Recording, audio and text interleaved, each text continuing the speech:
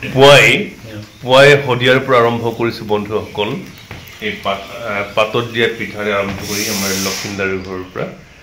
এই লক্ষিন্দা আমাৰ নমস্কাৰ দাদা আপুনি যে এই পিঠা আপুৰুগীয়া সম্পদ ক'ব লাগিব আপুৰুগীয়া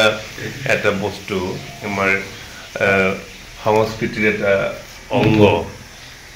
পাতত দিয়া পিঠা আজি হেৰাই গৈছে এইটো আমি আৰম্ভ কৰিছোঁ ইয়াৰ পৰা যাত্ৰা ক'ত যাম কেনেকৈ যাম সমন্বয়ৰ যাত্ৰাত আছোঁ সেয়ে আপোনালোকক জনাইছোঁ পাতৰ পিঠাৰে আৰম্ভ কৰিছোঁ পাতত দিয়া পিঠা এয়া শদিয়া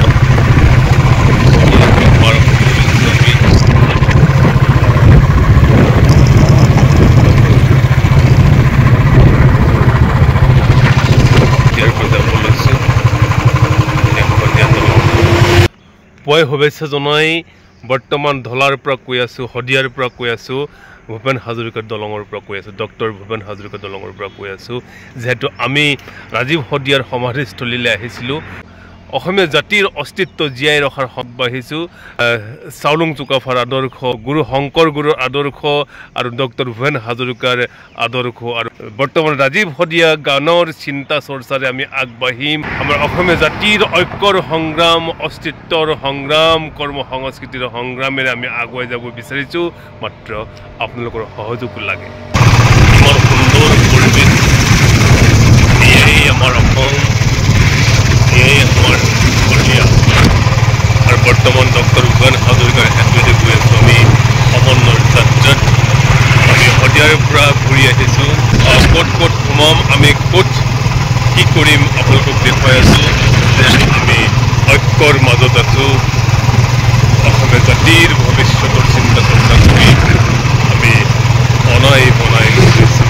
ঘৰে ঘৰে গাঁৱে গাঁৱে আমি এই বস্তু বিচাৰিম আমি একেলগে জীয়াই থাকিব লাগিব অসমীয়া সমাজে তেতিয়াহে উঠি অহা প্ৰজন্মই মূৰ তুলি জীয়াই থাকিব পাৰিব অসমত আৰু এই কথা আমি চিন্তা চৰ্চা কৰি আমি কৰ্ম সংস্কৃতিৰ মাজেদি আমি আগুৱাব লাগিব আৰু সেয়েহে আমি সকলোৰে সহযোগ বিচাৰিছোঁ ঐক্যৰে যাব বিচাৰিছোঁ অসমীয়া আইৰ বাবে অসমীয়া জাতিৰ বাবে উত্তৰ পুৰুষৰ বাবে আমি তিনিচুকীয়াৰ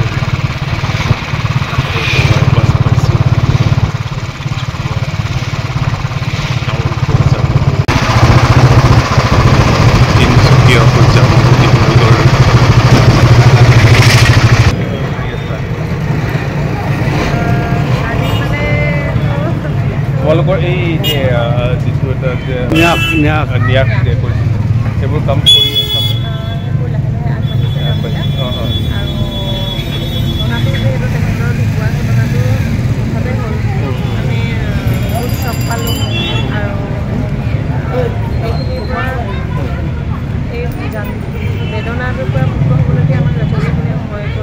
একদম একদম হয় হয় হয়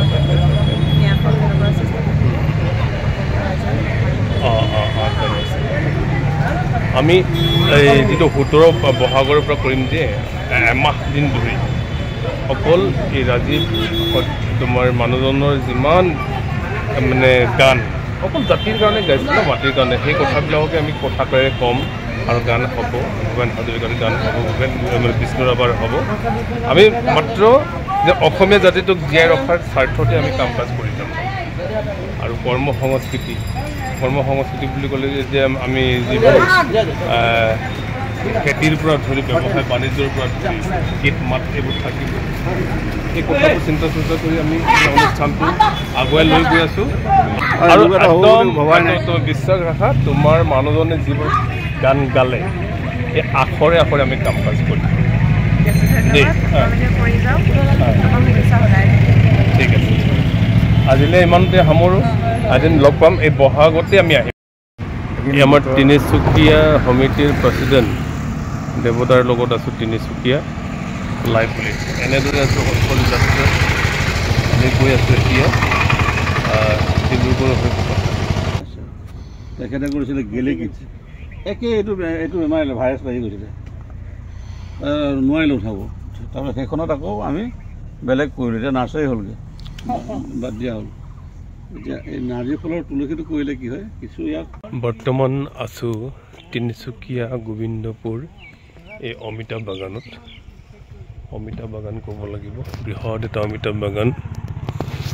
জিলা কৃষি বিভাগ তিনিচুকীয়া অধীনত কৃষক উৎপাদক সন্থা তিনিচুকীয়া পাচলি উৎপাদক প্ৰতিষ্ঠানৰ জৈৱিক খেতি এয়া জৈৱিক পদ্ধতিৰে খেতি কৰি থকা হৈছে এয়া চক তিনিচুকীয়া এই ফাৰ্মটো কিমান দিন হ'ল আপোনাৰ কৰা এটা আপোনাৰ 2003 মানে হে কৈছিল আপোনাৰ বহুত দিন হ'ল হয় হয় অকল অমিতা কৰিছেনে আৰু কিবা আছে আমি প্ৰথমতে ভোট জলকীয়া কৰিলোঁ ইয়াত ভোট জলকীয়া কৰিলোঁ ভোট জলকীয়াৰ পৰা এতিয়া অমিতা লগাইছোঁ এতিয়া আৰু আচ্ছা আচ্ছা অকল এনে আপোনালোকৰ আছে গ্ৰুপ আমি লগা আছোঁ 4জন আৰু 4জন আছে 5জন তাৰমানে আচ্ছা আচ্ছা আচ্ছা ভবাৰ মতে হৈছেনে অমিতাবোৰ যি ধৰণে কৰিব লাগিছিল আমি সেই ধৰণে কৰিব পৰা নাই আৰু যি ধৰণে আমি মানে মেইনটেনেন্স কৰিব লাগিছিল আমি সিমানটো মেইনটেনেন্স কৰিব নোৱাৰিলোঁ আৰু আচ্ছা আচ্ছা আচ্ছা কিয়নো আমি প্ৰথমতে সকল আমি নতুন কৃষক আৰু নতুনৰ কাৰণে যিমানখিনি আমি জ্ঞান দৰকাৰ আমাৰ সিমানখিনি মানে জ্ঞান আমাৰ নাই হয় হয় এতিয়া মানে যিবিলাকে আমাক এতিয়া জ্ঞান দিছে একদম নগণ্য আৰু যিমানখিনি জানিব লাগে মানে আমি মানে নজনাৰ কাৰণে আমি যিটো প্ৰডাকশ্যন পাব লাগে আমি প্ৰডাকশ্যনটো নাপাওঁ আচ্ছা আচ্ছা অমিতাৰ উপৰি কি আছে আপোনাৰ অমিতাৰ উপৰিও এতিয়া আমি ফুলকবি বকলি এইবিলাক লগোৱা হৈছিলে আৰু আচ্ছা কাৰণে তাৰপিছত এতিয়া বৰ্তমান ভোট জলকীয়া লগাই থৈছোঁ আৰু নেক্সট মানে চাইডত আছে আচ্ছা আচ্ছা আচ্ছা আচ্ছা ধুনীয়া ধুনীয়া ধুনীয়া তাকে বৰ্তমান তিনিচুকীয়া টিলিঙা মন্দিৰ পাইছোঁ আৰু সেৱা এটা কৰি আমি আগবাঢ়িম ঐক্যৰ বাবে যিহেতু আমি গৈ আছোঁ টিংখাং হৈ মৰাণ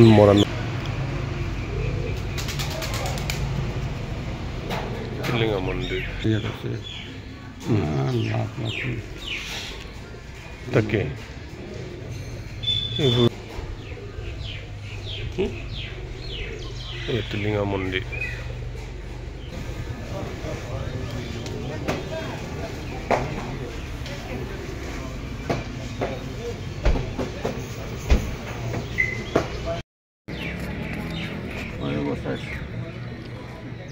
আমাৰ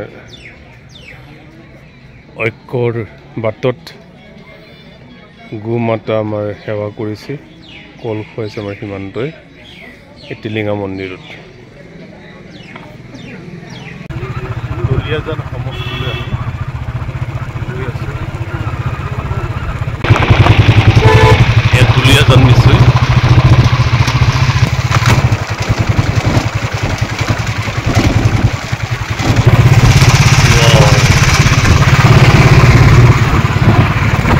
অকণ কাঠ চাটি লাগিছে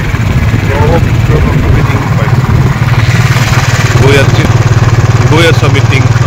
টিংখাঙৰ পৰা মৰাণলৈ যামগৈ আমি আহি ধমন তিনিআলি পাইছোঁ এয়া ধমন তিনিআলি কি সুন্দৰ এটা পৰিৱেশ ধমন তিনিআলি সকলো শুভাকাংক্ষীলৈ আন্তৰিক অভিনন্দন জ্ঞাপন কৰিছোঁ আৰু যিহেতু মই আছোঁ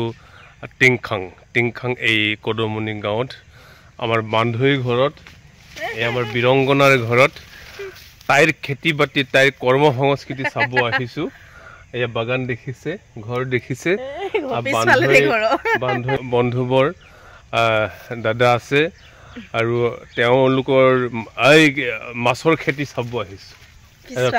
থলুৱাভাৱে তেখেতলোকে কেনেকৈ জীৱন যাপন কৰি আছে চক কিমান ধুনীয়া এয়া পথাৰ ফিচাৰী মাছৰ খেতি বুলি কৈছোঁ আৰু হয় নহয় আমি পশ্চিমীয়া মাছকে খাই থাকিলেতো নহ'ব উজনিত যি চিন্তা চৰ্চাৰে মাছ আৰম্ভ কৰিছে খেতি আৰম্ভ কৰিছে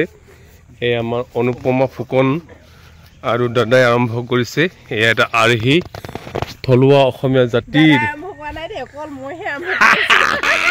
এইটো নহ'ব যদি গাইড নিদিয়া হ'লে পাৰিলেহেঁতেন নেকি এই কথাটোৱে বীৰংগনাসকলৰ জটিল হৈ যায় যে বীৰসকলক নিচিনা হৈ যায় অকলে প্ৰকৃতিখন কেনেকে চলিব হয় নহয় বাৰু এয়া কথা একচুৱেলি লখিমী লক্ষ্মী নহ'লে ঘৰখন নহয় আৰু লক্ষ্মী ধৰিছে আমাৰ বান্ধৱীজনী লক্ষ্মী হৈছে অসমৰ নাৰীসকলৰ বা মহিলাসকলৰ এজনী শক্তি যি শক্তি আমাৰ টিংখাংকি গাঁও বুলি কয় বান্ধৱী কদমনি বৃহৎ এটা পথাৰ দেখোন এয়া এইটো থলুৱা মাছ বাহ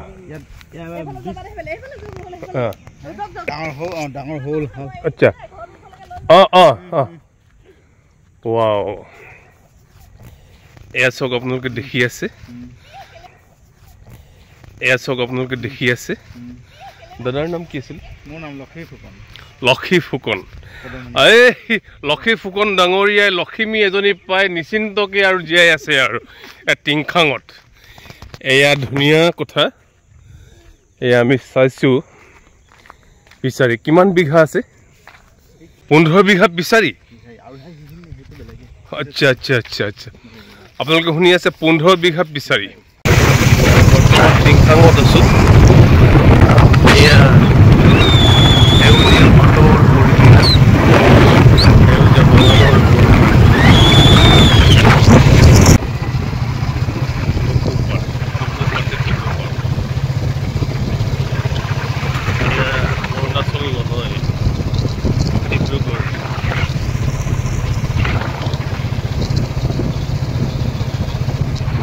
আহি ৰামনগৰত আছোঁ ৰামনগৰ মিচিং গাঁও এখনত পালোঁ আমাৰ ইংনে হয়নে মামৈ হয়নে মিলি ঘৰত পাইছোঁ মিলি ঘৰত পাইছোঁ এতিয়া গৈ আছোঁ আমি মৰাণ দাদা ভেলিনা খেতিৰ সম্পৰ্কত আপুনি যিহেতু কৰিবলৈ লৈছে আপুনি কি জানে বা কেনেকুৱা ধৰণে হ'ব আমাৰ অসমত এইটো ভবামতে হ'বনে ভেলিনাটো একচুৱেলি মানে এইটো এটা আমাৰ কাৰণে অসমৰ কাৰণে এটা নতুন খেতি ভেলিনাটো আৰু ভেলিনাৰ খেতিটো এতিয়া ছ'চিয়েল মিডিয়াত সৰজোৰে প্ৰচাৰ হৈ আছে যে ভেলিনা খেতি কৰি এটা স্বাৱলম্বী পথ হ'ব পাৰে হয় স্বাৱলম্বী পথ হ'ব পাৰে তাৰ কাৰণে উপযুক্ত এটা প্ৰশিক্ষণৰ আৱশ্যক 1 নম্বৰ কথা উপযুক্ত প্ৰশিক্ষণৰ আৱশ্যক ভেলিনা খেতি নোহোৱা নহয় আমাৰ ইয়াত ভেলিনা খেতি ইতিমধ্যে তাৰ পৰীক্ষামূলকভাৱে মই তাৰ ডাল আনি ৰোপণ কৰি যোৱা বছৰহে মই ৰোপণ কৰিছোঁ যোৱা বছৰ ৰোপণ কৰি মই তাৰ পৰা এতিয়া ধৰক যিখিনি বাঢ়ি আহিছে সেইখিনি বাঢ়ি অহাৰ পিছত যোৱা বছৰ 2-5 যদিও ফুল আছিলে সেই ফুলখিনি যিটো ধৰণে আমি সংযোগ কৰিব লাগে তেনেধৰণে কৰাৰ কাৰণে যিটো প্ৰশিক্ষণ সেই প্ৰশিক্ষণটো লৈ তাৰপিছত আমি তাৰ কাৰণে মাৰ্কেটৰ কাৰণে চিন্তা কৰিব লাগিব কিন্তু মাৰ্কেটটো আমি ক'ত পাম মাৰ্কেটটো পাবৰ কাৰণে আমাৰ কৃষকসকলে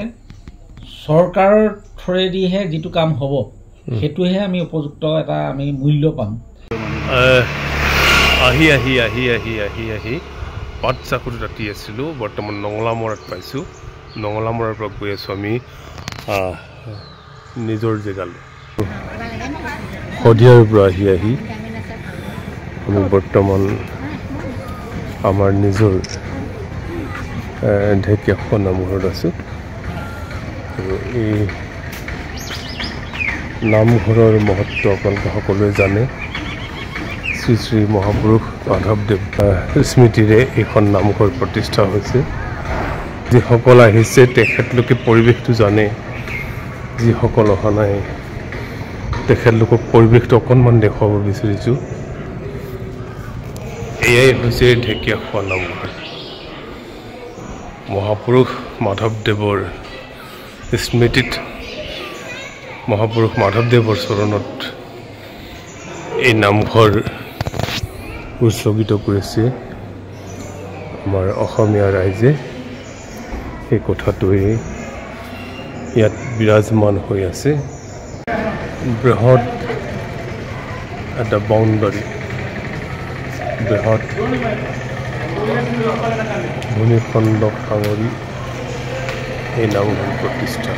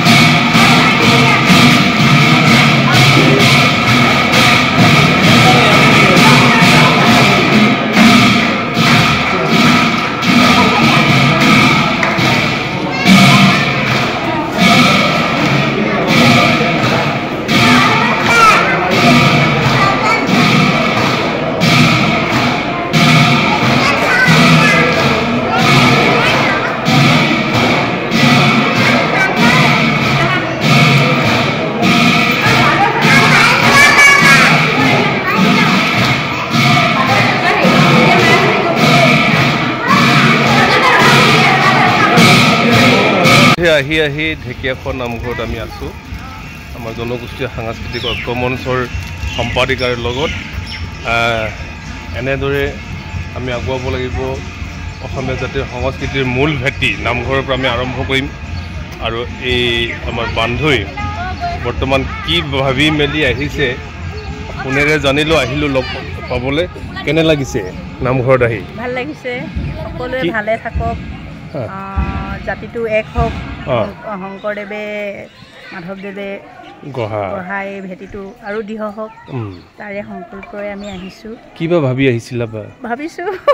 নিজৰ যাত্ৰা, যি যাত্ৰা কৰিছোঁ সফল হ'ব লাগে সেই বুলিয়ে আহিছোঁ।